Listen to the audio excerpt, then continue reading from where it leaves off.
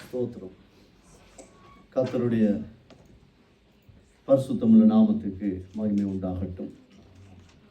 தகுதி இல்லாத ஒரு மனுஷனையும் கூட திரும்ப திரும்ப அவருடைய அனுக்கிரகம், அவருடைய கிருபை, அவருடைய காருண்யம் இந்த இடத்திலே நிறுத்தியிருக்கிறபடியால் அந்த நல்ல ஆண்டவரை நான் நன்றியோடு ஸ்தோத்தரிக்கிறேன். அந்த கடைசி பாட்டிட கடைசி பல்லவி இருக்கா போடுங்க. வருடத்தில் கடைசி ஒரு சில நாட்களுக்குள்ள நாங்கள் வந்திருக்கிறோம். மார்க்கஸ் முடிஞ்சால் அவங்களுக்கு மட்டும் கேட்குற மாதிரி மொழிபெயருங்க.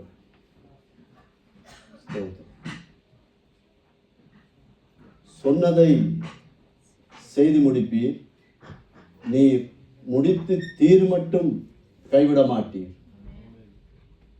என் கையை கொண்டு நீர் தொடங்கினதெல்லாம் நம் கையை கொண்டே கர்த்தர் நிறைவேற்றுவார். ஆமென்.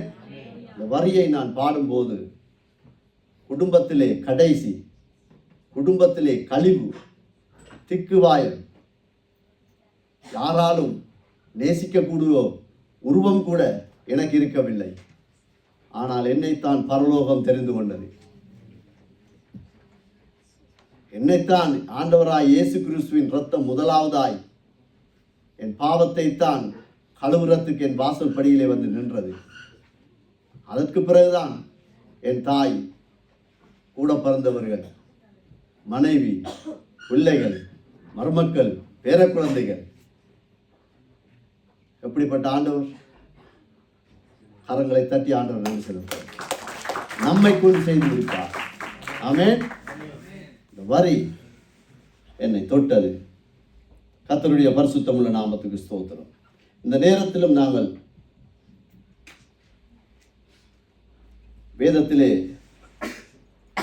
2 ராஜாக்களின் புஸ்தகம் 5வது அதிகாரம் 2வது வசனம்.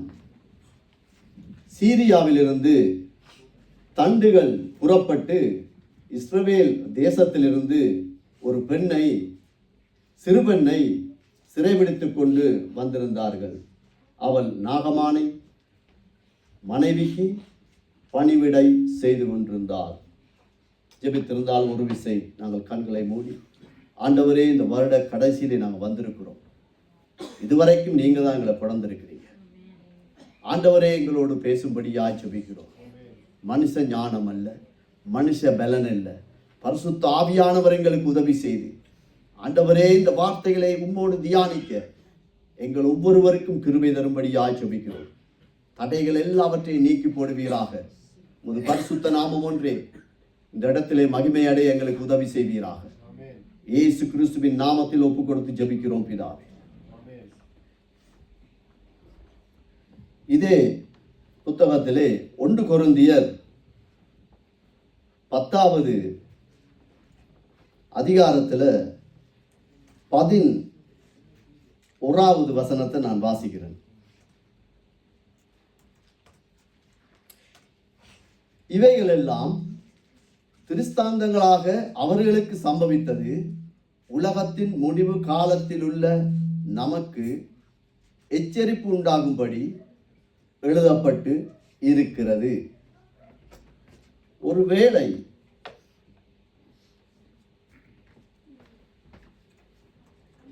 நாங்கள் ஒரு வேலைக்கு போனால்,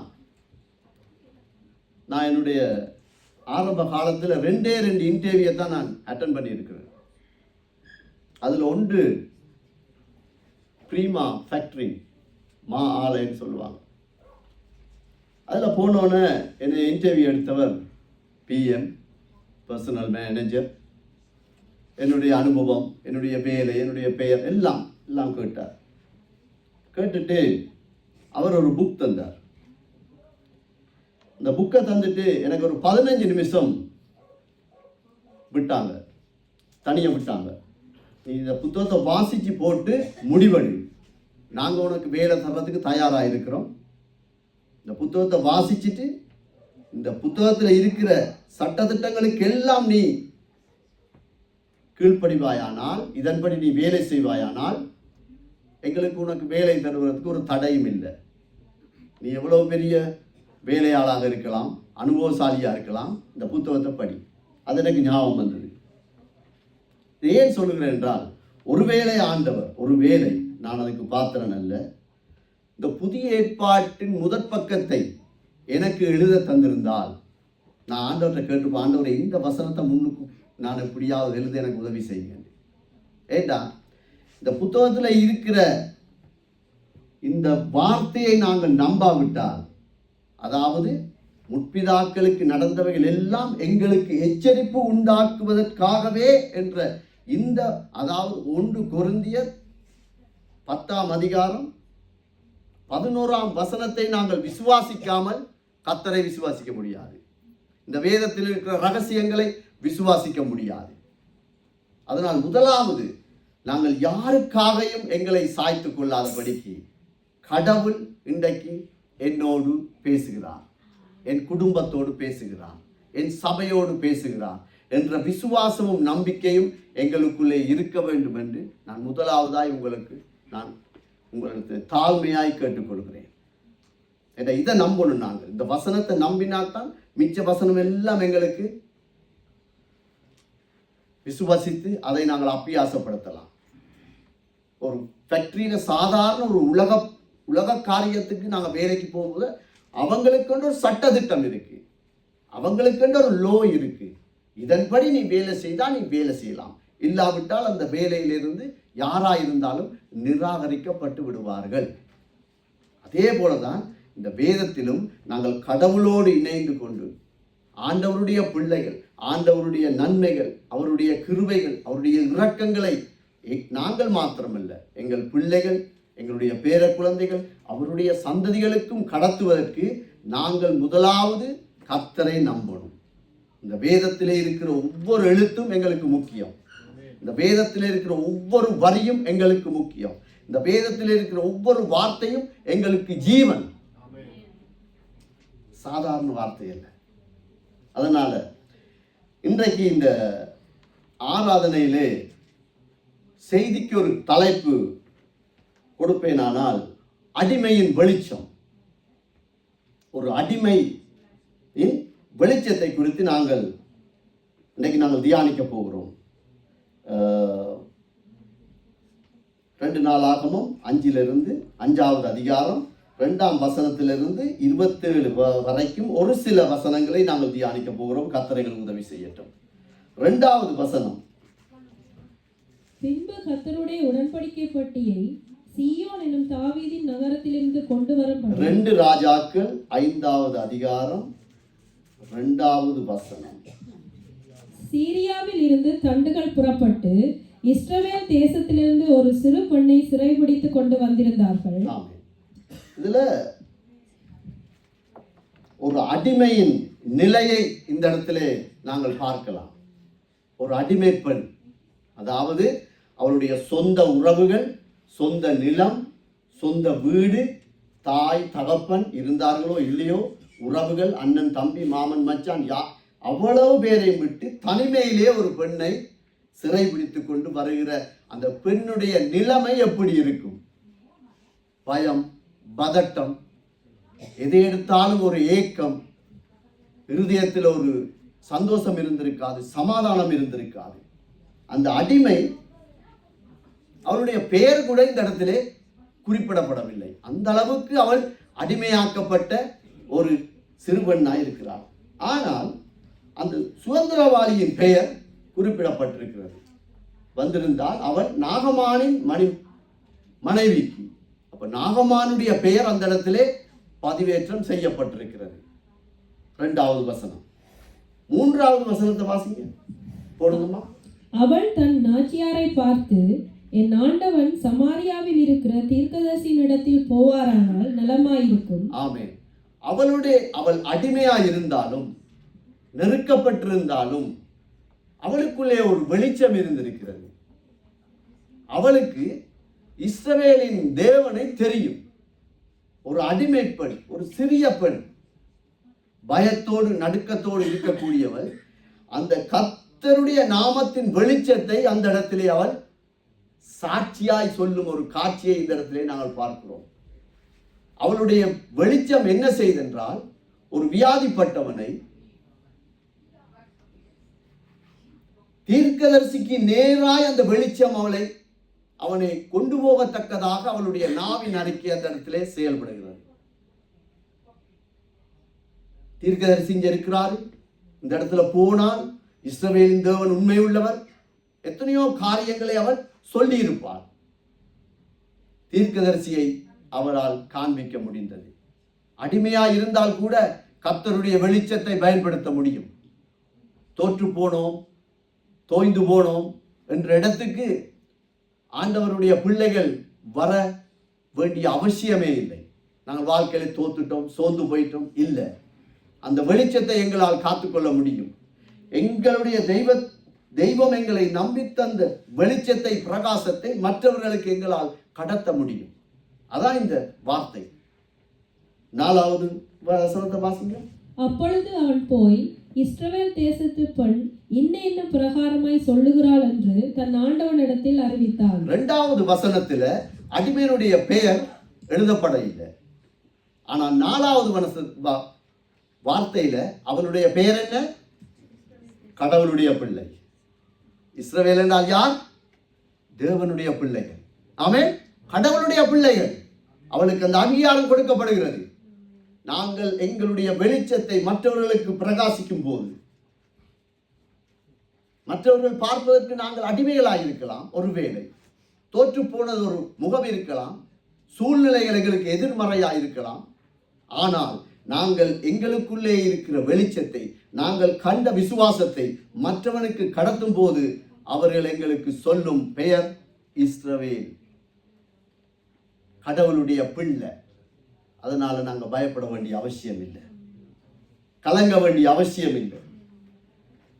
5வது வசனத்தை, விடுதலை பெற விரும்புகிறவன் அதாவது அவனுக்கு ஒரு குஷ்டம், அவனுக்கு இந்த வியாதியில் இருந்து விடுதலை அடையணும். அவனுடைய கிரயம் என்ன? அவனுடைய இழப்பென்ன? பணம். உலகத்தின் காரியத்திலே அவன் தேவனை அறியாத ஒரு மனுஷன், இஸ்ரவேல் ஜனங்களை அடிமைப்படுத்துகிற ஒரு அதிகாரி. அவனுடைய விசுவாசம், இந்த வியாதியில் இருந்து குணப்படுவதற்கு எனக்கு தேவை பணம். அதே போல் 9வது வசனத்தை வாசிங்க. அப்படியே நாகமான் தன் குதிரைகளோடும் தன் ரதங்களோடும் வந்து எலிசாவின் வாசற்படியிலே நின்றான். வெளிச்சம் இல்லாதவன், கடவுளுடைய ஒளி ஒரு மனுஷிக்குள் இல்லாதவன், அவன் எப்பேற்பட்ட ஒரு ராஜாவா இருந்தாலும், படித்தவனா இருந்தாலும், மேதையா இருந்தாலும், அவன் தனக்கு கனத்தை தேடுவான். அவன் கனத்தை தேடுகிறான். குஷ்டம் வந்திருக்கிறது. குஷ்டம் என்றா என்ன? பாவத்துக்கு அடையாளம். கடவுளால் நிராகரிக்கப்பட்டவன் அல்லது கைவிடப்பட்டவன். அந்த குஷ்டரோகத்தோடு கூட அவன் எப்படி வந்து நிற்கிறான்? குதிரைகளோடும் ரதங்களோடும் அந்த தீர்க்கதரிசியுடைய வாசல்ல வந்து நிற்கிறான். இதிலே அவனுடைய பெருமையை இந்த வசனம் எங்களுக்கு எடுத்து காட்டுகிறது. பெருமையோடு கூட நாங்கள் வெளிச்சத்தை தேட முடியாது. எங்களுக்கு தாழ்மை இருக்கணும். அவனுக்கு அந்த தாழ்மை இருக்கல்ல. 11வது வசனத்தை வாசிங்க. அதற்கு நாகமான் கடுங்கோபம் கொண்டு புறப்பட்டு போய் அவன் வழியே வந்து நின்று தன் தேவனாகிய கர்த்தருடைய நாமத்தை தொழுது தன் கையினால் அந்த இடத்தை தடவி இவ்விதமாய் குஷ்டரோகத்தை நீக்கி விடுவான் என்று எனக்குள் நினைத்திருந்தேன். வெளிச்சத்தை காணாதவன், கடவுளை குறித்து பயபக்தி இல்லாதவனுடைய நிலை இதுதான். என்ன நிலை? அவர் வந்து தீர்க்கதரிசி வெளியே வந்து அதுக்கிடையில காரியங்கள் இருக்கு. அவர் சொல்றார், தீர்க்கதரிசி கூட வெளியால வரல. அவனுடைய ஊழியக்காரன் அனுப்பி, நீ இந்த இடத்துல போய் ஸ்நானம் பண்ணி விட்டு போ. அது அவர் கோபம் வந்துட்டு அவர் நினைச்சிட்டார், அவர் வந்து தேவனாகிய கர்த்தருடைய நாமத்தை தொழுது கொண்டு தன் கையினால் அந்த இடத்தை தடவி இவ்விதமாய் குஷ்டரோகத்தை நீக்கி விடுவான் என்று அவருக்குள்ளே ஒரு எண்ணம். கடவுளுடைய வெளிச்சம் இல்லாத மனுஷனுடைய இருதயத்திலே இப்படிப்பட்ட எண்ணம் தான் தோன்றும். கணத்தை தாங்களாகவே தேடிக்கொள்வார்கள். எங்களுக்கு இந்த இடத்தை அவர்கள் தரணும், அவர் வந்து ஆண்டவரை ஸ்தோத்தரிச்சு எண்ணெய் போட்டு கை வச்சு தடவி ஜெபிச்சாத்தான் அவருக்கு கணம் என்ற அளவுக்கு அந்த மனுஷன் முரண்பட்டு நிற்கிற வசனம் இங்கே காண்பிக்கப்படுகிறது. இது ஆபத்து. ஆனாலும் கணத்தை தேடுகிறான் என்றால் அவன் உணர்வற்றவன். அவனுக்கு குஷ்டரோகம் இருக்கு. 100% அவனுடைய சரீரத்திலே எல்லாம் நலமான காரியங்கள். ஆனால் 10% குஷ்டம். எவ்வளவு வேதனைப்பட்டிருப்பான். அந்த அதிகாரத்தை வாசிக்கும் போது அவளுடைய மனைவி வேதனையோடு, எப்படியாவது இவனுக்கு இந்த குஷ்டம் நீங்காதா. ஆனால் இந்த குஷ்டம் இருக்கும் பொழுதே அவன் தனக்கு மேன்மையை தேடுகிறான், பெருமையாய் நிற்கிறான். இந்த வார்த்தை எங்களுக்கு தெளிவாய் காண்பிக்கிறது. 12வது வசனம், நான் ஸ்நானம் பண்ணி சுத்தமாகிறதுக்கு இஸ்ரவேல் தண்ணீர்கள் எல்லாவற்றை பார்க்கிலும் தமசுவின் நதிகளாகிய அப்னாவும் பப்பாரும் நல்லதல்லவோ என்று சொல்லி நாவின் அறிக்கையை பாருங்கள். தன்னுடைய கண் கண்டபடி நியாயம் சொல்கிறான். அங்க இல்லாத தண்ணியா இங்க வந்துட்டு இதுல போய் ஸ்நானம் பண்ண சொல்லுகிறார்களே. கீழ்ப்படிவென்ற ஒரு பயபக்தி இல்லை. ஆனால் சுகம் வேண்டும், ஆசீர்வாதம் வேண்டும், கிருபை வேண்டும், இரக்கம் வேண்டும், பாதுகாப்பு வேண்டும். ஆனால் நான் கர்த்தருக்கு கீழ்ப்படிய மாட்டேன், கடவுளுடைய சத்தத்துக்கு நான் கீழ்ப்படிய மாட்டேன் என்ற அந்த அளவுக்கு ஒரு கடுமையான ஒரு மனுஷன். ஆனாலும் ஆண்டவர் எவ்வளவு இரக்கம் உள்ளவர் என்று பாருங்க. 2வதாய் ஒரு வெளிச்சத்தை காண்பிக்கிறார். 13வது வசனம், அவன் ஊழியக்காரன் சமீபத்தில வந்து அவனை நோக்கி, தகப்பனே, அந்த தீர்க்கதரிசி ஒரு பெரிய காரியத்தை செய்ய உமக்கு சொல்லி இருந்தார், அதை நீர் செய்வீர் அல்லவா? ஸ்நானம் பண்ணும், அப்பொழுது சுத்தமாவீர் என்று அவர் உம்மோடே சொல்லும் போது அதை செய்ய வேண்டியது எத்தனை அதிகம் என்று சொன்னார்கள். இப்ப அவங்களோட வேலை செய்கிறவன் மூலமாய் ஆண்டவர் அந்த வெளிச்சத்தை திரும்பி இரக்கமாய் காண்பிக்கிறார். தகப்பனே, இந்த தீர்க்கதரிசி ஒரு பெரிய காரியத்தை உம்மிடத்திலே சொல்ல இல்லை. நீர் கொண்டு வந்த பணம், பொன், வெள்ளி, ரதங்கள், இதை ஒன்றை அவர் பார்க்க இல்லை. உமக்கு அதை நீ செய்வீரானால் ஸ்நானம் பண்ணும், அப்பொழுது நீர் சுத்தமாவீர். அவர் நம்மோட சொல்லும் போது அதை செய்ய வேண்டியது எத்தனை அதிகம். ஒரு இலகுவான ஒரு காரியத்தை அவனால் செய்ய முடியல. போற போக்குல குளிச்சுட்டு போ, நாங்க சொன்னா அப்படித்தான் சொல்லுவோம். போற போக்குல தண்ணி இருக்கு, அதில் குளிச்சுட்டு போடாப்பா ஆண்டவர் சொல்றார், உனக்கு எல்லாம் சுகம் வரும். ஆனா கீழ்ப்படிய முடியல, அவ்வளவு 2வது. ஆனாலும் அந்த 2வது வெளிச்சத்தை அவன் சுதாகரித்து கொண்டான். 2வது வெளிச்சத்தை சுதாகரித்து கொண்டான். 14வது வசனத்தை வாசிங்க. அப்பொழுது அவன் இறங்கி தேவனுடைய மனுஷனின் வார்த்தையின் படியே யோர்தானில் 7 தரம் முழுகின பொழுது அவன் மாம்சம் ஒரு சிறு பிள்ளையின் மாம்சத்தை போல் மாறி அவன் சுத்தமானான். ஆமென். இதுதான் முக்கியம். தேவனுடைய மனுஷனின் வார்த்தையின் படியே, அதாவது கடவுளுடைய வார்த்தையின் படியே, அவருடைய அறிவிப்பின் படியே, அவருடைய வாக்கு தத்தத்தின் படியே அவன் கீழ்ப்படிந்த நேரத்திலே, கீழ்ப்படிவு ஒரு சின்ன பிள்ளையா ஒரு மனுஷனை மாத்திரும். அவனுடைய சரீரம், மாமிசம் சிறு பிள்ளையை போல மாறிற்று. அதுக்கு ஆண்டவர் சொன்னார், சிறு பிள்ளையை போல நீங்கள் மாறாவிட்டால் என்னுடைய ராஜ்யத்துக்குள் நீங்கள் பிரவேசிக்க முடியாது. என்னுடைய ராஜ்யம் சந்தோஷம், சமாதானம், ஐஸ்வர்யம் எல்லாம் இருக்கு. அதுக்குள் நானும் நீங்களும் பிரவேசிப்போமானால், ஒரு மனுஷன் பிரவேசிக்க வேண்டும் என்றால், ஒரு சபை பிரவேசிக்க வேண்டும் என்றால் அவன் சிறு பிள்ளையாய் மாறணும். தெய்வத்துடைய சத்தத்துக்கு கீழ்ப்படியணும். எப்படி கீழ்ப்படியணும்? வார்த்தையின்படியே. தேவனுடைய மனுஷன், கடவுள் சொல்லி தேவ மனுஷன் பேசுகிறான். கடவுள் சொல்லி பரிசுத்த ஆவியானவர் இந்த சத்தியத்தை எழுதியிருக்கிறார் என்றால் இதன்படிதான் நாங்கள் கீழ்ப்படிய வேண்டுமே தவிர எங்களுக்கென்று ஒரு லோ வச்சு கீழ்ப்படிய முடியாது அல்லது கூடாது. அவன் 2வது வெளிச்சத்தை சுதாகரித்து கொண்டான். 18வது வசனம், ஒரு காரியத்தையே கர்த்தர் உமது அடியேனுக்கு மன்னிப்பாராக, என் ஆண்டவன் பணிந்து கொள்ள ரிம்மோன் கோவிலுக்குள் பிரவேசிக்கும் போது. இந்த வார்த்தையுடைய கருப்பொருள் என்னண்டா, தான் பெற்ற வெளிச்சத்தை அவனால் இழக்க திரும்ப விருப்பம் இல்லை. அவனுக்கு தெரியும், நான் திரும்ப என் தேசத்துக்கு போவன், என் ராஜாவை பார்ப்பேன், விக்கிரகம் உள்ள ஒரு ஆராதனை ஒரு கோயிலுக்குள் நான் அவரோடு போக வேண்டி இருக்கும்.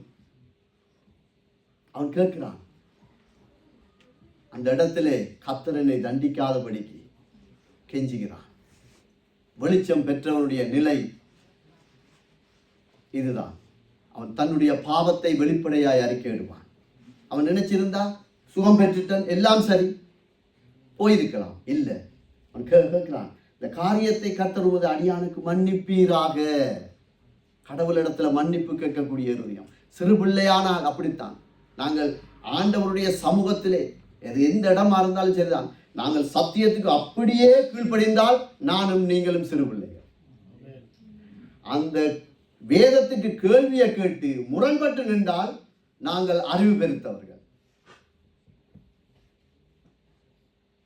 பாருங்க, கர்த்தர் அறியாத ஒரு மனுஷன் 2வது தரம் வெளிச்சத்தை பெற்ற உடனே அவனால அந்த ஆண்டவருக்கு துரோகமாய் வாழ்வதற்கு அவனுடைய இருதயம், அவனுடைய மனசாட்சி அவனுக்கு இடம் கொடுக்க இல்லை. 26வது வசனத்தை வாசிப்போம்.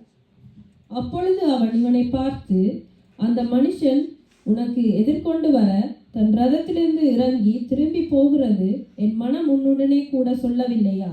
பணத்தை வாங்குறதற்கும் வஸ்திரங்களையும் ஒலிவத்தோப்புகளையும் திராட்சை தோட்டங்களையும் ஆடு மாடுகளையும் வேலைக்காரர்களையும் வேலைக்காரிகளையும் வாங்குறதுக்கும் இது காலமா?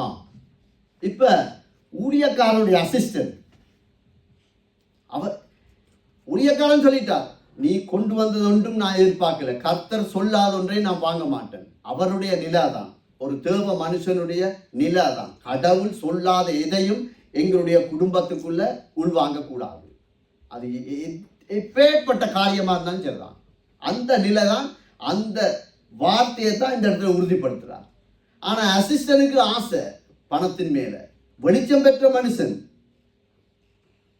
கடவுளுடைய ஊழியக்காரனோடு இருந்த மனுஷன், அவனோடு சாப்பிட்டு இருந்திருப்பாரு, நடந்திருப்பாரு, ஜெபம் பண்ணி இருப்பாரு, எல்லாம் செஞ்சிருப்பாரு. ஆனா அவனுக்கு அவனுடைய வெளிச்சத்தை காத்துக்கொள்ள முடியல. அவனுக்குள்ள இருந்த வெளிச்சத்தை அவனால காத்துக்கொள்ள முடியல. காரணம் என்ன? இதுவா காலம்? பணம் சேர்ப்பதற்கும் சொத்து பத்துக்கு பின்னால் ஓடுவதற்கும் பணாசையில பொருளாசையில மேட்டுமையில அலைந்து திரிவதற்கு இதா காலம்? அதான் கேட்கிறான். இது காலம் அல்ல.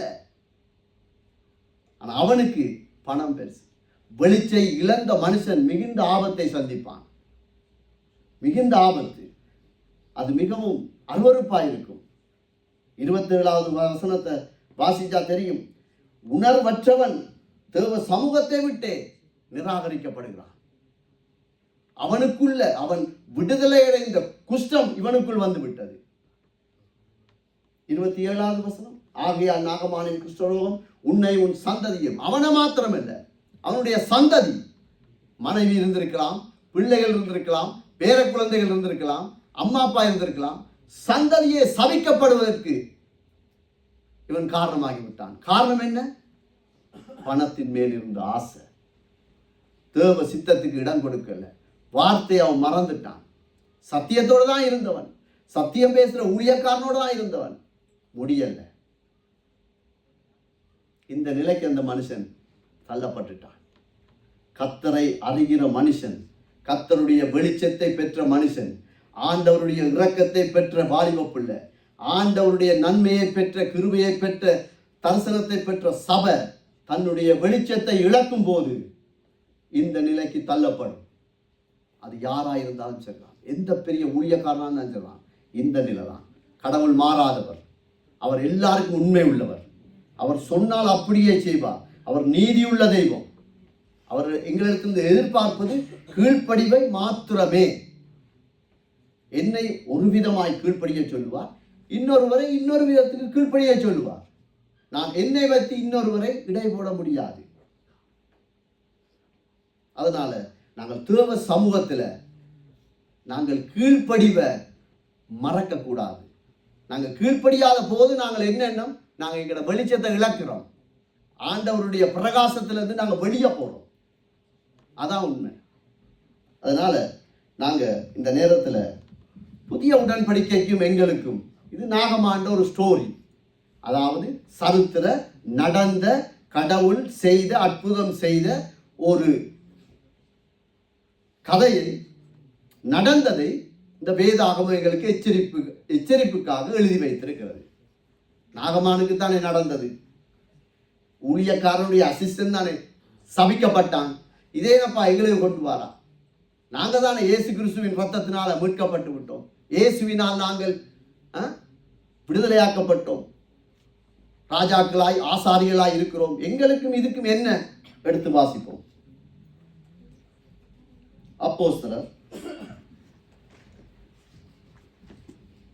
7வது அதிகாரம் 51வது வசனம், 171ஆம் பக்கம். வணங்கா கழுத்துள்ளவர்களே, இருதயத்திலும் செவிகளிலும் விருத்த சேதனம் பெறாதவர்களே, உங்கள் பிதாக்களைப் போல நீங்களும் பரிசுத்த ஆவிக்கு எப்பொழுதும் எதிர்த்து நிற்கிறீர்கள். ஆமென். யாரால் வெளிச்சத்தை காத்துக்கொள்ள முடியாது?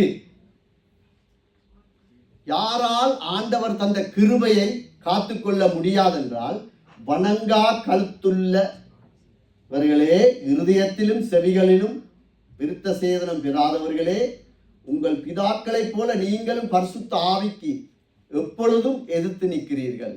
இது புதிய உடன்படிக்கையிலே, புதிய உடன்படிக்கையை நம்பி ஆண்டவராய் இயேசு கிறிஸ்துவின் ரத்தத்திலும் சரீரத்திலும் உடன்படிக்கை பண்ணப்படுகிற ஒவ்வொரு மகனுக்கும் மகளுக்கும் ஊழியக்காரனுக்கும் குடும்பத்துக்கும் எழுதப்பட்ட வசனம். பரிசுத்த ஆவிக்கு எதிர்த்து நிற்கிறவன் வெளிச்சத்தை இழந்து விடுவான். பரிசுத்த ஆவி அவனுக்குள் இருப்பதை மறந்து திரும்ப திரும்ப திரும்ப முறுமுறுப்போடு வணங்கா கழுத்தோடு ஒரு மனுஷன் வாழும் போது அவனுடைய வெளிச்சம் அவனிடத்திலிருந்து இல்லாமல் போய்விடும். அல்லது அந்த வெளிச்சத்தை அவன் காண முடியாது. ஒரு கொஞ்சம், எங்களுக்கெல்லாம் ஒரு கொஞ்சம் கிருபை, எனக்கெல்லாம் ஒரு கொஞ்சம் கிருபை தான். இதே இழந்தா எங்களுடைய நிலைமை எப்படி இருக்கும்?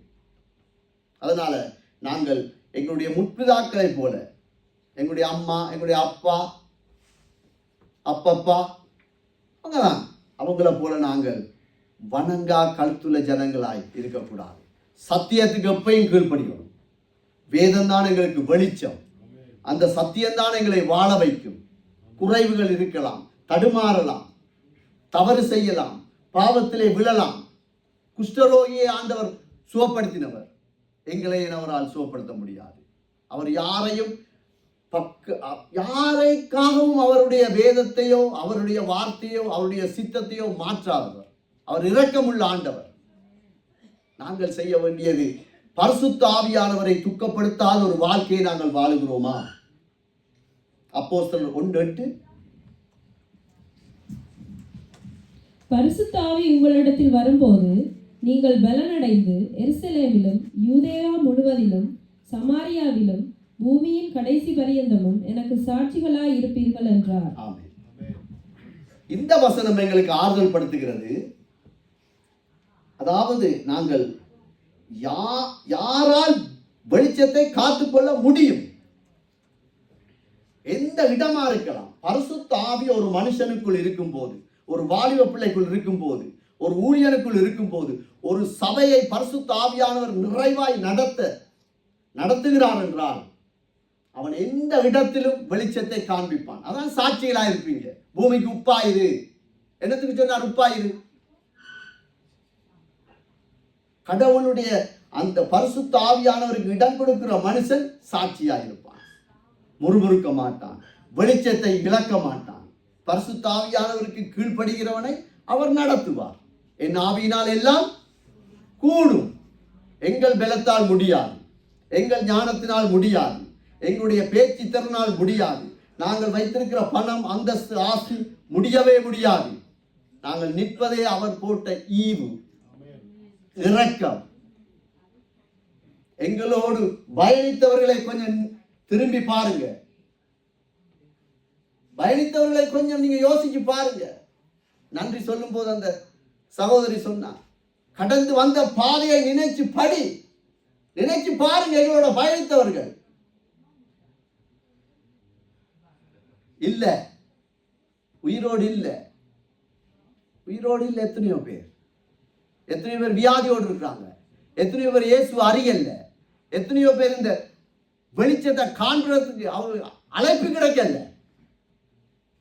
சாத்தியம் இல்லை. ஆனா எங்களுக்கு சாத்தியமாயிற்று. எப்படி? இந்த பரிசுத்த ஆவியானவர் எங்களுக்கு உதவி செய்தபடியா.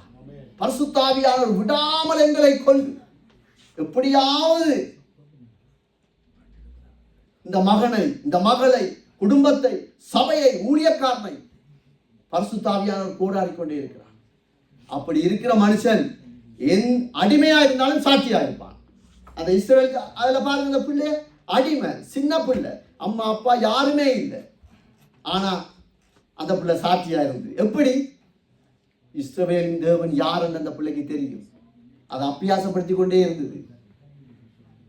அதே போலதான் எங்களுக்கு இப்ப தந்திருக்கு பரிசுத்த ஆவியானவர். உங்களிடத்தில் வரும்போது நீங்கள் கடைசி பரியந்தம் என்ற வேலைத்தளத்தில் இருக்கலாம், ஸ்கூல்ல இருக்கலாம், கணவன் மனைவிக்குள்ள இருக்கலாம், சபையில் இருக்கலாம், ஃப்ரெண்ட்ஸ்மாரோட இருந்தாலும் இந்த சாட்சியங்களுக்குள்ளே இருக்கின்றால் பரிசுத்த ஆவியானவர் எங்களுக்குள்ளே இருக்கிறார். அவர் இருந்தால் தான் நாங்கள் இப்படி வாழலாம். எங்கள் சொந்த பலத்தால் வாழ முடியாது.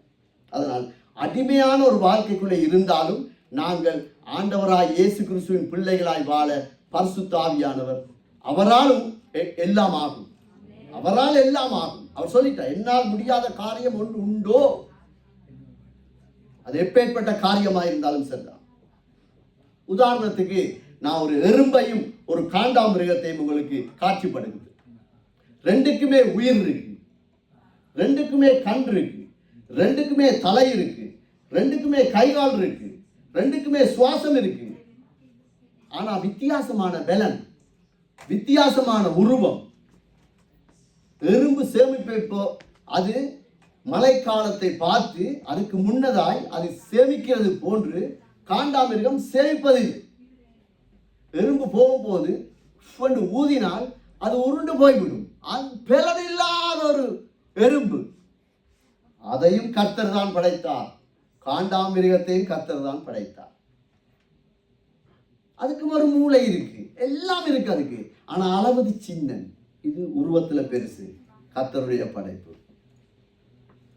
இவைகளை நேர்த்தியாய் படைத்த தெய்வத்துக்கு தன் சாயலாய் படைக்கப்பட்ட அவருடைய இரத்தத்தினால் மீட்டுக் கொள்ளப்பட்ட சபையை நேர்த்தியாய் வழிநடத்த முடியாதா? முடியாதா? முடியும். அவருடைய சாயலாய், அவருடைய இரத்தத்திலே நாங்கள் மீட்கப்பட்ட ஜனம் முடியும். அவரால். ஒரு எறும்புக்கே இத்தனை கிருபையை கொடுத்து வச்சிருக்காரு. அது சாப்பிடுது, எல்லாம் செய்யுது, அதனுடைய வேலையை அது செய்யுது. காண்டாமிருகத்தை பாருங்க, ஒரு வித்தியாசமும் இல்லை. உருவத்துல தான் வித்தியாசம், செயல்முறை வித்தியாசம், சாப்பிடுகிற சாப்பாடு வித்தியாசம், நடை எல்லாம் வித்தியாசம். ஆனால் அதை கர்த்தர் நேர்த்தியாய் நடத்தக்கூடுமானால் தன்னை நம்புகிற மனுஷனை, தன்னை நம்புகிற வாலிப பிள்ளைய, அவரை நம்பி நிற்கிற திருச்சபைய நடத்தாமல் இருப்பாரோ? நிச்சயம் நடத்துவார். அவரால் முடியும். இந்த 2025 கடைசி 1-2 நாட்கள் தான் இருக்கு. இவ்வளவு நாள் நாங்கள் எப்படியோ எல்லாம் வாழ்ந்திருக்கலாம். ஆனா இன்றைக்கு ஆண்டவர் சொல்றார், என்னால் கூடும், என்னால் முடியும், என்னை நம்பு. நாங்க செய்ய வேண்டியது பெரிய பெரிய ரதங்களோடு கொண்டு காசு பணத்தை கொட்டணும் இல்லை. உற்சாகமாய் கொடுக்கிறவனிடத்திலே கர்த்தர் அவன் ஆசீர்வதிப்பார். அதுல எந்த ஒரு மாற்றமும் இல்லை. ஆனால் அவர் எதிர்பார்ப்பது பரிசுத்த ஆவியானவரை துக்கப்படுத்தாத ஒரு குடும்பம், பரிசுத்த ஆவியானவரை மறுதலிக்காத ஒரு ஊழியக்காரன், பரிசுத்த ஆவியானவரை வேதனைப்படுத்தாத ஒரு வாலிப பிள்ளையை நோக்கி இன்றைக்கு அவர் அங்காய் போல வந்திருக்கிறார். அதனால இந்த எறும்பையும் காண்டாமிருகத்தையும் யோசிச்சு பாருங்க கொஞ்சம். கர்த்தரால முடியும். அவர் அப்படிப்பட்ட தெய்வம். நோக்கம் இல்லாமல் எங்களை அழைக்கவே இல்லை. அதற்கே இத்தனை கிருபை என்றால் தேவ சாயலாய் உண்டாக்கப்பட்ட மனுஷனுக்கு நோக்கம் இருக்கு. குடும்பத்தில் ஒரு நோக்கம் இருக்கு. ஆனா சூழ்நிலை சொல்லும், நீ அடிமையாகு. தேவ சித்தத்தை செய்ய விடாம ஏதோ ஒரு காரியம் எங்களை அடிமைப்படுத்தும். அது சோர்வா இருக்கலாம், மற்றவருடைய பழி சொற்களா இருக்கலாம். எங்களுக்கு முன்பாக ஒன்றை பேசுவார்கள், பின்பதாக இன்னொன்றை பேசுவார்கள். அது எங்களுக்கு வரும். நாங்கள் உடனே அடிமையாகி விடுவோம். எங்களுக்கு தெரியாமலே அடிமையாகி விடுவோம். இல்ல, தேவ சித்தம் இருக்கு எங்கள் மேல. நாங்கள் அடிமைத்தனத்தில் வாழ வேண்டிய அவசியமே இல்லை. கர்த்தருக்காயிருக்கணும். 2025 26 போறோம். இதுவரைக்கும் வாழ்ந்த வாழ்க்கை ஓகே, முடிஞ்சது. ஆண்டவர் சொல்றார், நான் இரட்சகர், நான் மீட்பர், என்னாலே அன்றி உங்களால் ஒன்றும் செய்ய முடியாது.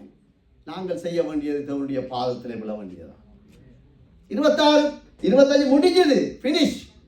இன்றைக்கு டிசம்பர் மாதம் 28ஆம் தேதி 2025ஆம் ஆண்டு. இனி நாங்கள் பார்க்கலாம். இன்றைக்கு ஆராதனைக்கு இல்லாத ஜனங்கள் பார்க்க முடியாது. இந்த ஆராதனையை, இந்த அபிஷேகத்தை காண முடியாது. ஆண்டவருக்கு நன்றி செலுத்த முடியாது. அது இன்னொரு ஞாயிறு, இன்னொரு நாள். அதனால நாங்கள் அடிமைகளாக இருக்க வேண்டிய அவசியம் இல்லை. எறும்ப பார், காண்டாமிருகத்தை பார், கர்த்தர் நீதி உள்ளவர். நாங்கள் அடிமைகளாக இருக்க வேண்டிய அவசியமே இல்லை. இதற்கு 2 விதத்தில் நாங்கள் இந்த எப்படி நாங்கள் வாழலாம் வாழக்கூடாது நாங்கள் கொஞ்சம் தியானிப்போம். 1 கொரிந்தியர் 10வது அதிகாரம் 21வது வசனம் 22வது வசனம். நீங்கள் கர்த்தருடைய பாத்திரத்திலும்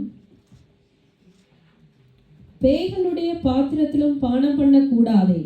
நீங்கள் கர்த்தருடைய போஜன பந்திக்கும் பேய்களுடைய போஜன பந்திக்கும் பங்குள்ளவர்களாய் இருக்கக்கூடாதே. நாம் கர்த்தருக்கு எரிச்சலை மூட்டலாமா? ஆமென். இப்ப இதுல என்னென்றால், இப்படிப்பட்ட இழப்போடு, வெளிச்சம் இல்லாம, அடிமைத்தனத்தோட, ஏதோ ஒரு துக்கம் யாரோட சொல்லி போட்டாங்க, அது எங்களுக்கு மனசுக்கு கஷ்டமா போயிட்டு, யாரோ ஒருத்தன் சபையில எங்களுக்கு கைதரல, இல்லாட்டி யாரோ ஒருத்தன் எங்களுக்கு விரோதமா ஏதோ பேசிட்டான், ஏதோ ஒரு காரியம் எங்களை தடை பண்ணி இருக்கா, அடிமைத்தனத்திலோடு நாங்க இப்படியே போகணுமா? போக தேவையில்லை. அப்படி போனா அந்த வார்த்தையை போடுங்க, 22. நீங்கள் கர்த்தருடைய பாத்திரத்திலும் பேய்களுடைய பாத்திரத்திலும் பானம் பண்ணக்கூடாது. 2 எஜமானி ஊழியம் செய்ய முடியாது. இரட்ட வாழ்க்கை வாழ முடியாது. சத்தியத்தை ஒரு பக்கம் வைத்துக்கொண்டு எங்களுடைய நீதியை இன்னொரு பக்கம் வைத்துக்கொண்டு குடும்பத்தை நடத்த முடியாது, சபையை நடத்த முடியாது. வேதத்தலத்துல பள்ளிக்கூடத்துல நாங்க சாட்சியா வாழ இயலாது. அது பேய்களுக்கு சமானம். தாழ்மை இருக்கணும். நாங்கள் இப்படியே நாங்கள் 2026க்குள் போனோம் என்றால் ஒரு மாற்றமும் இருக்காது எங்களுக்குள்ள. அதற்கு நாங்கள் அழைக்கப்படவில்லை. நாவின் அறிக்க பியூரா இருக்கணும். பேச முடிஞ்சால் பேசுங்க. சகோதரன் அடிக்கடி சொல்வார், வாயின் வார்த்தையை வடிகட்டி பேசு. எஸ், சத்தியத்தை சத்தியமா பேசு. தேவையில்லாத வார்த்தை வேண்டாம். சத்தியம் என்ன சொல்லுதோ அதான். சத்தியத்தை எழுத்து நின்றா பேசணும். அது யாரா இருந்தாலும் சரிதான். அது இருபுறமும் கருக்குள்ள பட்டயம். அந்த வார்த்தை தான் எங்களை தொட்டு இந்த அளவுக்கு எங்களை நடத்துகிறது. நாங்கள் இப்படியே வாழ்வோமானால், குடும்பத்தோடு வாழ்வோமானால், மனைவியோடு நான் இப்படியே இருப்பேன் என்றால், பக்கத்தில் இருக்க சகோதரர்களோடு அந்த பழைய சுபாவத்தோட நான் இருப்பேன். ஒரு இருள், ஒரு அடிமை எனக்குள்ள இருக்குது. ஆனால் தெரியாது. உணர்வு இல்லாத எனக்கு மட்டும்தான் தெரியும். எல்லாம் மூடி மறைச்சிட்டு நாம் வந்து நிற்கலாம். நான் இன்னும் செய்யலாம், துதிக்கலாம், பாடலாம், சாப்பிடலாம், ஏழைக்கு கொடுக்கலாம், ஜெபிக்கலாம், ஊழியம் செய்யலாம். பேய்களோடு தான் நான் இருப்பேன். வேதம் தெளிவா சொல்லுது. பேய்களோடு இருக்கிறதுக்கு நாங்கள் அழைக்கப்படலை. இது அறியாத ஜனங்கள் இன்றைக்கும் அங்க போனா அவங்க இப்படி கேட்பாங்க, அந்த பிரதர் இப்படி பேசிட்டாரு, இவர் அப்படி பேசுறாரு, அவர் அப்படி கதைக்கிறாரு. நோ, நீ 2026 என்னுடைய சகோதரனே சகோதரியே வாலிப பிள்ளையே, உன்னை கையை கும்பிட்டு நாங்கள் கேட்கிறோம், உன் வெளிச்சத்தை காத்துக்கொள். கர்த்தர் உண்மை உள்ளவர். கர்த்தரை நம்பி வா, எங்களை நம்பி வராத, கர்த்தரை நம்பி வா. அவர் செய்த நன்மைக்கு பாத்திரவான்களா இருக்கோம் நாங்கள். கலாத்தியர் 3:13 வாசிங்க.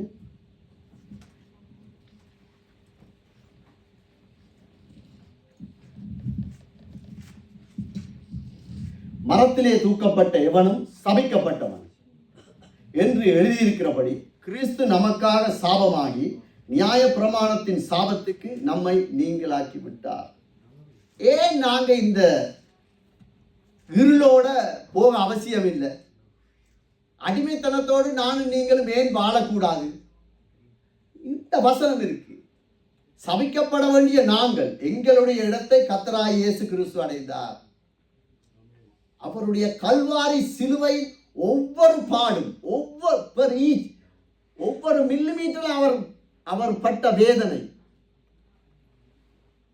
அவர் எங்களுக்காய் விட்ட இரத்த துளிகள், நாங்கள் சாபமாக வெளிச்சம் இல்லாமல் அடிமைத்தனத்தோடு வாழக்கூடாது என்பதற்காகவே. இந்த சிலுவையை மறந்தவன் அடிமைத்தனத்துக்குள் வாழுவான். சிலுவையை மறந்தவன், இயேசு எனக்காக இதை செய்திருக்கிறார், இயேசுதான் வழி, இயேசுதான் சத்தியம், இயேசுதான் ஜீவன் என்றும் மறுதலிப்போடு வாழுகிற குடும்பம் அப்படியே போகும். வாக்கு தத்தத்தை எடுத்துக்கொள்ளலாம். அது வாக்கு தத்தம் எல்லாரும் என்னத்தை கொடுப்பாங்க? நீ ஆசீர்வாதமாப்பா, நீ ஆசீர்வாதமாப்பா, நீ பாழாக மாட்டா, அப்படியாவாய் இப்படியாவாய். இல்லை, நாங்கள் இப்படி போக வேண்டிய அவசியம் இல்லை. புதிய வருஷத்துக்குள்ள வாலிப பிள்ளைகளா, தம்பி தங்கச்சி, ஊழியக்காரராக நாங்கள் அப்படி போக வேண்டிய அவசியம் இல்லை. காரணம், எங்களுடைய சாபத்துக்காய் நம்முடைய பரிசுத்தமுள்ள தெய்வம் அவர் சாபமாய் அவர் தொங்கி நம்மை நீங்களாகி விட்டுக் கொண்டார். சாபத்திலிருந்து பரிபூர்ண விடுதலை தந்து விட்டார். ஒவ்வொரு குடும்பத்தையும் விடுதலை ஆக்கி இருக்கிறார். ஒவ்வொரு வாலிப பிள்ளையும் விடுதலை ஆக்கி இருக்கிறார். ஒவ்வொரு ஊழியக்காரனையும் விடுதலை ஆக்கி இருக்கிறார். சபையை விடுதலையாக்கித்தான் தன்னுடைய காரியமாய் அவர் நடத்தி கொண்டிருக்கிறார்.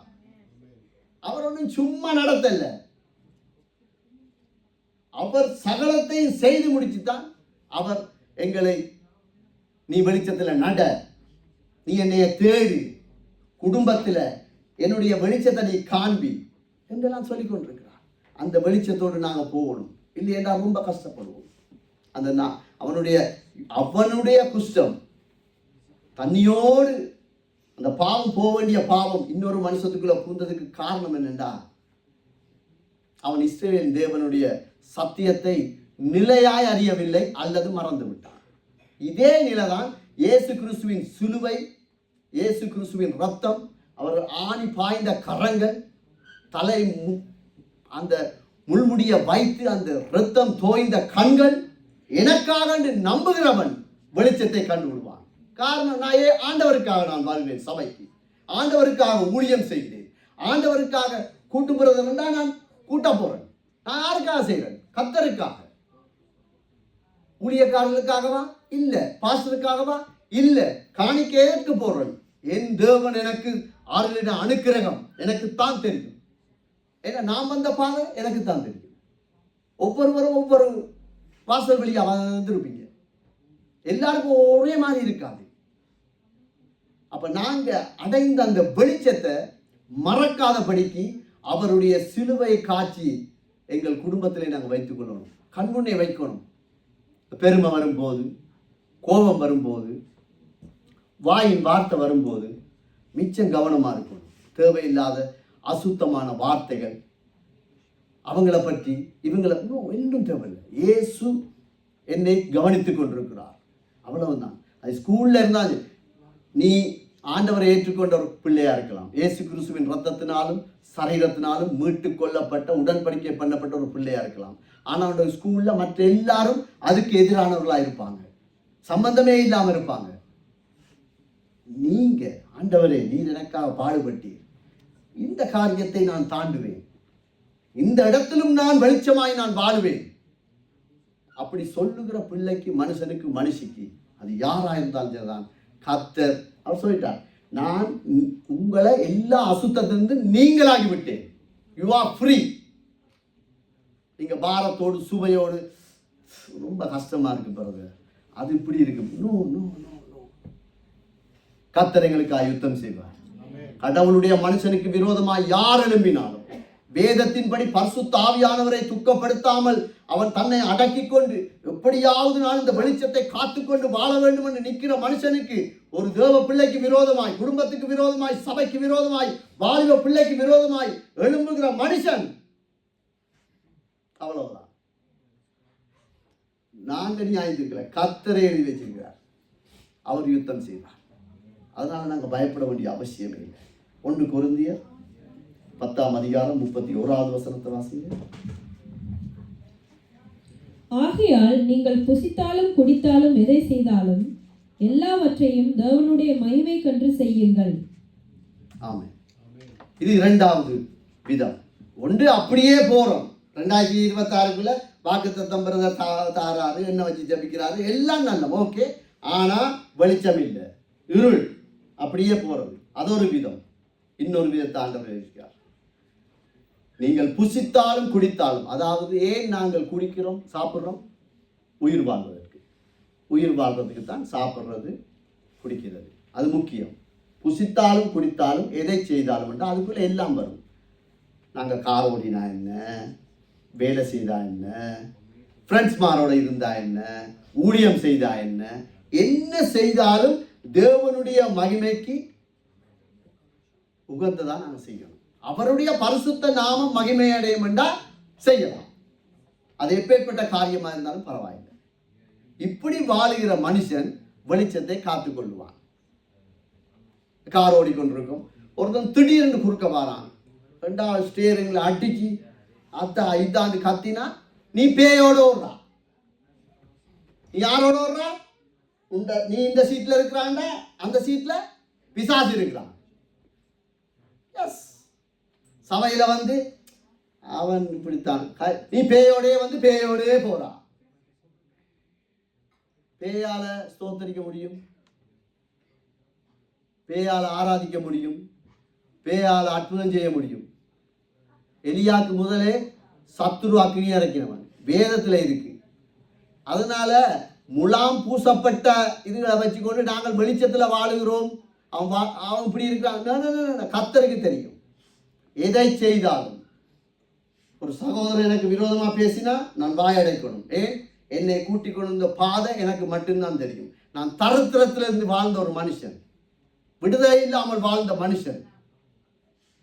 குடித்தால் தான் நித்திரை வரும், அவ்வளவு திரஸ். ஆண்டவர் என்ன தூக்கி எடுத்தாரா இல்லையான்னு எனக்கு மட்டும்தான் தெரியும். நாம் வந்து சாட்சி சொல்லிட்டு போகலாம், ஆண்டவர் அப்படிப்பட்டவர் இப்படிப்பட்டவர், சரிதானே? அப்ப நாங்க எதை செய்தாலும் எங்களுடைய வாயின் வார்த்தை மிச்சம் கவனமா இருக்கணும். சபை முடிஞ்ச பிறகு வாலிப பிள்ளைகளா, என்னுடைய காதுகள் கேட்கிறது உங்களுடைய வார்த்தைகள், அது மிகவும் அசுத்தமாக இருக்கிறது. இந்த இடத்துல புதியவர்கள் வந்திருக்கிறார்கள், மிச்சம் கவனம். உன் வெளிச்சத்தை மற்றவர்களுக்கு சரியான முறையில கொடுத்து விடு. உனக்கு பேச தெரியலையா, மூடிடும் பாய். ஆண்டவரே எனக்கு பேச தெரியல, எனக்கு உதவி செய்யுங்க. அதான் பெஸ்ட். 35 வருஷம் 25 வருஷம் 10 வருஷம் 15 வருஷம் சமைச்சு போட்ட மனுஷிட்ட ஒரு வெளிச்சம் கூட இல்லையா, எங்கள்கிட்ட ஒரு நன்மையும் இல்லையா? எப்ப பார்த்தாலும் கூட நாங்க இந்த வசனத்துக்கு கீழ்ப்படியல. என்னைய நம்பி தந்த குடும்பம், என்னைய நம்பி, எனக்கு கீழே தான் என் குடும்பம். நான் தான் முன்மாதிரியா இருக்கணும். ஆள் தத்துவத்துக்காக மாத்திரமல்ல, ஆளுமைக்காய் மாத்திரமல்ல, கர்த்தரை வெளிப்படுவதிலே நான் தான் முதன்மையாய் நிற்கணும். ஒவ்வொரு புருஷனும் ஒவ்வொரு வீட்டிலும் அவங்க நிற்கணும். குறை எத்தனை வருஷம் கஷ்டப்பட்டு உழைச்சி எல்லாம் அழகு பார்த்தானே, குறை அவனிடத்துல ஒரு வெளிச்சம் இல்லையா? ஆனா நாங்க கிறிஸ்தவர்கள், நாங்க இந்த நிலையோடு 2026க்குள்ள போகக்கூடாது. ஒரு வயசு கூடுது, முதிர்ச்சி வரணும், முதிர்ச்சி வரணும்.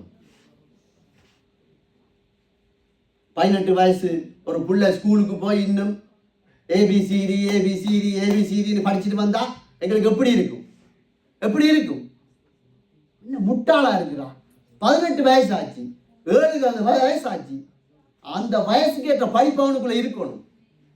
எங்களுக்குள்ள அந்த முதிர்ச்சி வரணும். கடவுள் எங்களுக்கு உதவி செய்வார். நாங்க எங்கட குடும்பத்துல சாட்சியை காத்துக்கொள்றதுக்கு ஆண்டவரோட பாதத்தை தவிர வேற எங்கேயுமே இல்லை. எந்த மனுஷனிடத்தையும் போக வேண்டிய அவசியம் இல்லை. அவன் ஆலோசனைக்காரன் ஒவ்வொரு விதமா சொல்லுவான். அவன் கொஞ்சம் அப்படித்தான் இப்படித்தான் இல்லை. வசனம் என்ன சொல்றது, அதன்படிதான் நாங்கள் கீழ்ப்படியோம். ஏன்னா வேதம் தான் வெளிச்சம். இன்றைக்கு இறுதி நாட்கள், பண்டிகை காலங்கள் அல்ல. கிறிஸ்துமஸ் என்னத்துக்கு? இயேசு கிறிஸ்துடைய பிறப்பை நாங்க கொண்டாடுறோம் அல்லது மக்களுக்கு பிரஸ்தாபப்படுத்துறோம். சரிதானே? கிறிஸ்டியன் எந்த தம்பின்னு வச்சுக்கிறோம். தம்பி தானே அவர் எனக்கு. அவருக்கு பர்த்டே. சரிதானே? அவருக்கு பர்த்டேண்டா யாருக்கு உடுப்பெடுக்கணும்? நான் அண்ணன்டா யாருக்கு எடுக்கணும்? முதலாவது கிறிஸ்டியனுக்கு தான் எடுக்கணும். அப்படித்தானே? உங்களுக்கு பர்த்டேனா உங்களுக்கு தான் கிஃப்ட் தரோம். நான் அப்ப இந்த கிறிஸ்துமஸை நாங்க கொண்டாடுறோம், எல்லாம் செய்யறோம். யாருக்கு உடுப்படுத்தம்? யாருக்கு உடுப்படுத்தம்? அது நீங்க தான் சொல்லணும். அப்ப இயேசுக்கு உடுப்பு எடுக்கலாம் பிரதர், இயேசுக்கு கேட்க பிரதர் நாங்க உடுப்பு எடுக்கணும்னு சொல்றீங்களா? இந்த ஏழை எளிய ஜனங்களுக்கு நீங்க எதை செய்தீர்களோ அதை எனக்கு செய்தீர்கள். இந்த எத்தனையோ பேர், எத்தனையோ ஜனங்கள், வாலிப பிள்ளைகளா, நீங்க உங்க அம்மா அப்பாட்ட 10 ரூபா 9 ரூபா 8 ரூபாய்க்கு போய் ஒரு காலை சாப்பாடு வாங்கி சாப்பிட்றீங்களோ, சரியா? அந்த 10 யூரோவை நீங்க ஸ்ரீலங்காவுக்கு அனுப்பினா 10 கிலோ அரிசியும் 5 கிலோ மாவும் வாங்கலாம். அது தெரியுமா உங்களுக்கு? 10 கிலோ அரிசி 5 கிலோ மாவு வாங்கலாம். ஒரு குடும்பம் குறைஞ்சது 20 நாள் 3 நேரம் சாப்பிடும் ஐயா.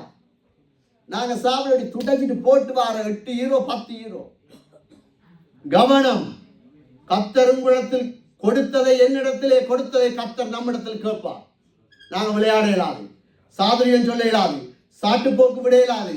அவங்க அப்படி பிரதர், இவங்க அப்படி. நோ. ஜெர்மன்ல ஒரு ஊழியக்காரன் போன நேரத்துல கூட்டம் எல்லாம் முடிஞ்சது.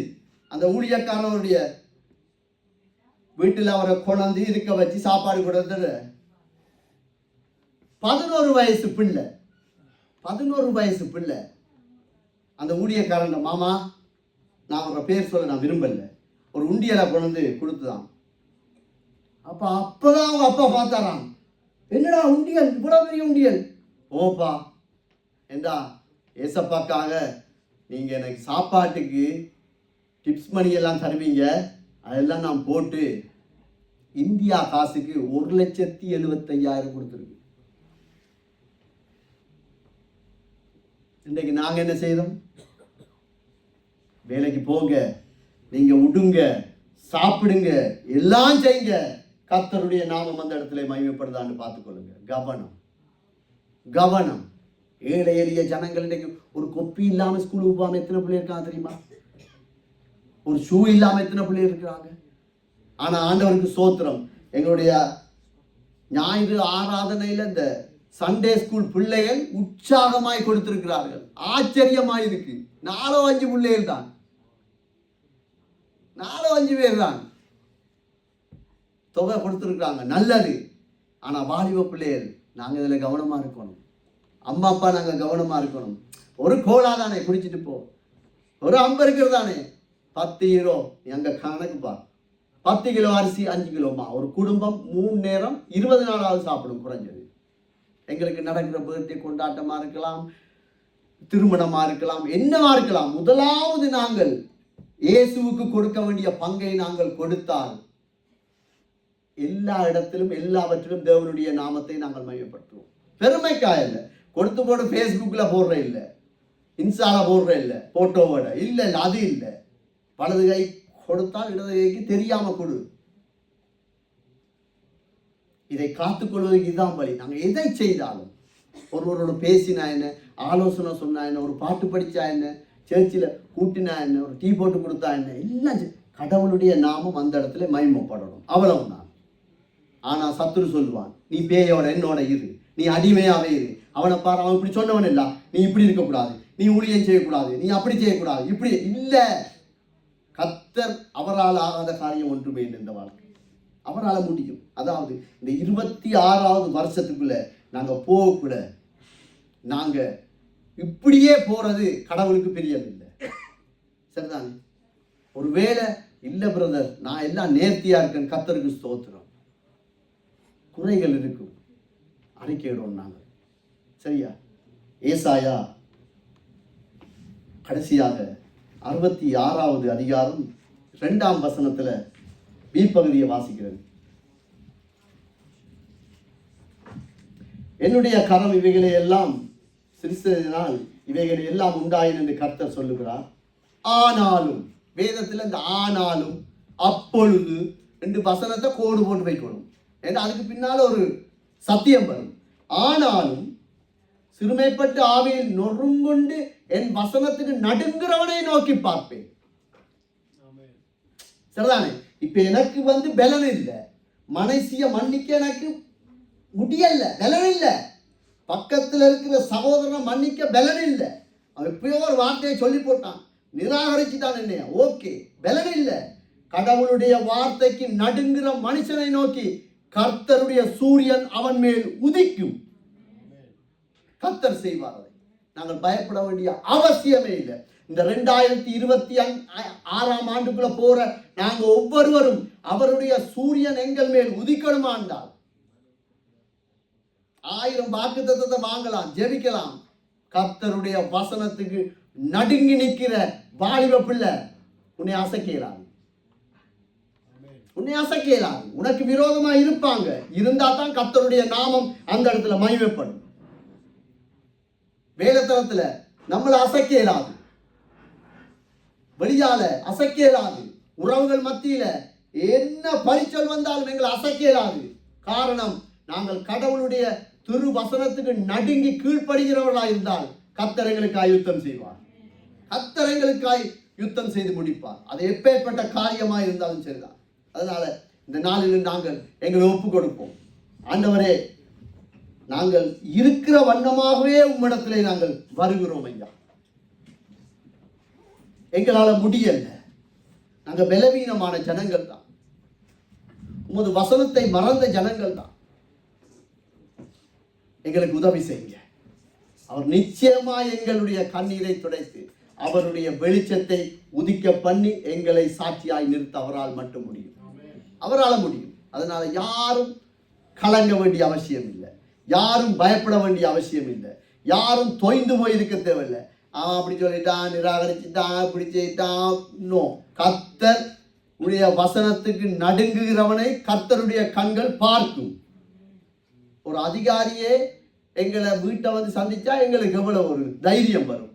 அடே, பிரைம் மினிஸ்டரே வந்துட்டார் எங்களை விட்டு, எவ்வளவு ஒரு இதா வரும். துர்கா மினிஸ்டர் வந்தாலே பிடிக்கிறாரு. அப்படித்தானே? வானத்தை பூமியை உண்டாக்கினவருடைய கண்கள் எங்கள் மேல் இருக்கிறது. நாங்கள் எப்படிப்பட்ட ஜனங்கள், எப்படிப்பட்ட ஆசீர்வதிக்கப்பட்ட ஜனங்கள். உன் சந்ததி ஆசீர்வதிக்கப்படும்.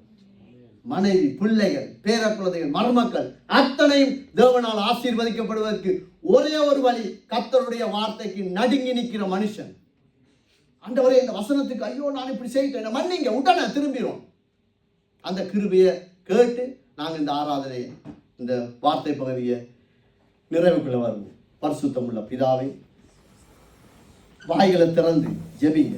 என்றால் இந்த நாள் திரும்பி வராது, இந்த நாள் திரும்பி வராது. ஆண்டவரே,